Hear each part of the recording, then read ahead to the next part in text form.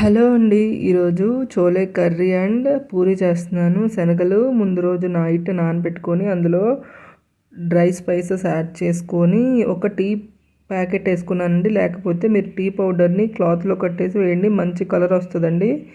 తర్వాత అవి ఉడికిన తర్వాత అవి తీసి పక్కన డ్రై స్పైసెస్ తీసేసేయండి. పూరి పిండిలో నేను కసూరి మేతి యాడ్ చేసి వాము యాడ్ చేసి మిక్స్ చేసి పక్కన పెట్టుకున్నాను. చోలేకి తడకా పెట్టుకున్నాను. షాజీరా యాడ్ చేయండి, ఆనియన్ యాడ్ చేసుకున్నాను. పింక్ కలర్ వచ్చేదాకా ఫ్రై చేసి అందులో సాల్ట్ యాడ్ చేయండి. తర్వాత టమాటా యాడ్ చేయండి. చాలా బాగా మగ్గాల, మూత పెట్టేసి కాసేపు అలా మగ్గనివ్వండి.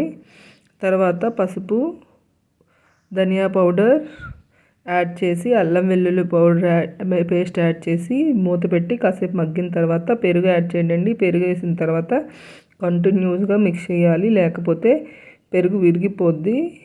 ఒక బాయిల్ వచ్చేదాకా కంటిన్యూస్గా మిక్స్ చేయండి. తర్వాత కారము, బాయిల్ చేసుకున్న శనగలు వేసి ఒక 3 విజిల్స్ రానియండి.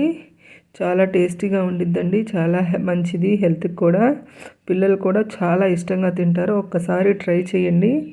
పూరి కూడా చూసారా ఎంత బాగా పొంగిందో.